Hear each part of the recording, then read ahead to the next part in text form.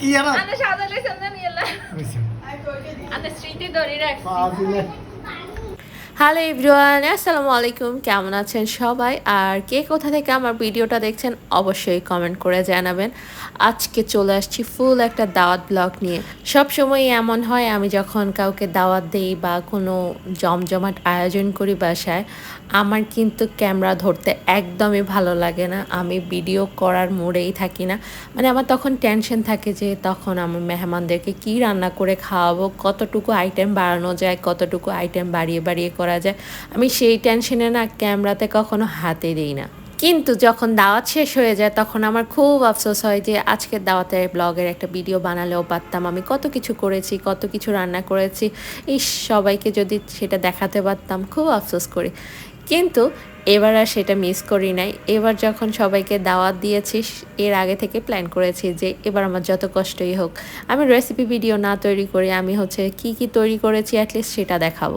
তো যেই কথা সেই কাজ, আমি আমার কিছু রিলেটিভসদের দাওয়াত দিয়েছি, আর সেজন্য এক চুলায় খাসির মাংস বসিয়ে দিয়েছিলাম, আর আরেক পাশে গরুর মাংস। এগুলো আমি একদিন আগে কষিয়ে রেখেছিলাম। তারপরে রোস্টটা মেরিনেট করে এখন ফ্রাই করে নিচ্ছি। এগুলো আমি একদিন আগেই সব কিছু করে নিয়েছি, কারণ আমি যেহেতু একা একা সব কিছু করব, সুতরাং আমি চাচ্ছিলাম না যে কোনো রিস্ক নিতে। আমি চাচ্ছিলাম যে অল্প অল্প অল্প করে সুন্দর করে সব কিছু নিজে নিজে একাই করব। কার কাছে রান্নাবান্না করতে কেমন লাগে আমার জানা নাই, তবে আমার কাছে রান্নাবান্না করতে খুবই ভালো লাগে। তো আমি রোস্টগুলো আগের দিন রাতে ফ্রাই করে নর্মালে রেখে দিয়েছিলাম, আর এখন রোস্টের মশলা কষিয়ে নিয়েছি। রোস্টের মশলা কষিয়ে যখন তেলটা উপরে উঠে আসবে তখন ফ্রাই করা রোস্টগুলা দিয়ে দিব।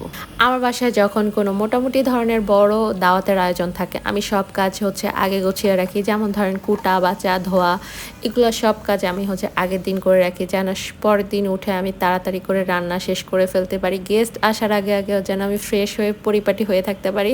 আর গেস্ট আসলে যেন আমি তাদের সাথে বসে বসে গল্প সল্প করতে পারি, শুধু যেন তাদেরকে খাবারটা এনে এনে সামনে সার্ভ করে দিতে পারে, যেন তারা আসলে কোনো রান্নাবান্না না করতে হয়। সেজন্য আমি সব কাজ আগে থেকে গুছিয়ে পরিপাটি করে রাখি। তো আমার পোলাও না সবসময় খুব সুন্দর আর ঝরঝরে হয়, কখনো ভেঙে যায় না। কিন্তু ওই দিন হয়তো একটু বেশি নাড়াচাড়া করেছিলাম দেখে পোলাওটা একটু ভেঙে গেছে। আর এই যে এখানে সালাদ দেখছেন, এটা কিন্তু বুয়া কুচি করে রেখেছি। চিকেন কাটলেট আমি আগের দিন বানিয়ে রেখেছিলাম, আগের দিন বানিয়ে ডিপে রেখে দিয়েছিলাম, এখন শুধু ফ্রাই করে নিয়েছি। আর চিকেন কাটলেট ফ্রাই করতে গিয়ে আমি একটু মোবাইল স্ক্রল করতে গিয়ে প্রথম যেগুলো ভাজতে দিয়েছে ওইগুলো একটু বেশি ফ্রাই হয়ে গেছে। আচ্ছা যাই হোক, কোনো ব্যাপার না, মজা হয়েছে, এটাই অনেক। তো এখানে পোলাও হয়ে গেছে, আর পোলাও লবণটা আমার জামাইকে আমি টেস্ট করাচ্ছিলাম যে কেমন হয়েছে। বললো না সব কিছু ঠিক আছে, পারফেক্ট হয়েছে। যেহেতু বেশি পোলাও করেছিলাম সেজন্য একটু টেনশনে ছিলাম।